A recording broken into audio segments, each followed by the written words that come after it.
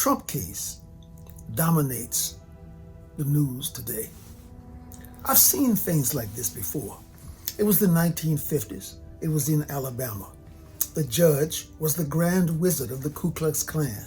The prosecutor was the vice wizard of the Klan.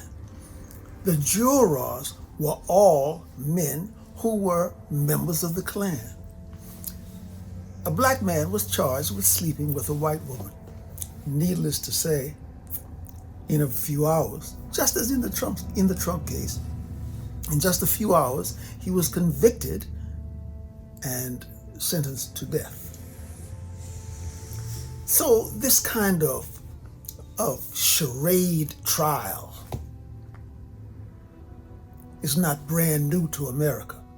It may not be new to all Americans, but I, who lived during the Jim Crow South, am familiar with it. But to the Trump trial, now that you know how I feel about it, there are many appealable things. For example, the judge and his daughter both were very heavily involved in supporting Biden, financially and otherwise. Second, much prejudicial testimony was permitted in this trial by the judge. Things like Trump's sexual activities, which really have nothing to do with this. This charge is about maintaining records that are improper. Has nothing to do with the sleazy, trashy, prejudicial information that was permitted by this judge to come out. Another, a dozen or so gag orders were imposed upon defendant Trump. At least some of those were absolutely violative of the First Amendment and Trump's First Amendment rights. Another, the prosecutor, when he was campaigning to be elected as prosecutor, said, among many other things, that he was going to get Trump.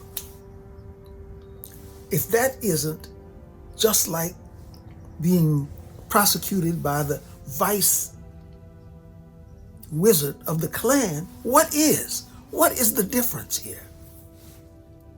Someone doesn't like you, doesn't want you, is out to get you. And that's what happened in this case. Also, this deals with presidential campaign records and violations of those records and the maintenance of those records. This is a federal issue. This is federal law. This man used state law to try to enforce federal law. This is a far reach, and that is a very appealable factor in this case. Those are just a few of those issues. The question now is, what do? We Americans, we who believe in America and the rule of law, we must first support and vote for fair judges, judges who believe in the Constitution, who believe in fairness in the rule of law. Second, we must support and vote for prosecutors who also believe in the Constitution and in the fairness of the American legal system, the balance of law. And third, we must support and vote for politicians who also believe in the Constitution and who support American values. That's what we must do.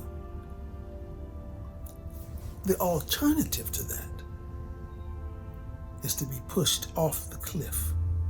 And that is where we are being pushed right now. America, we are being pushed off the cliff. Right-thinking Americans must stop it.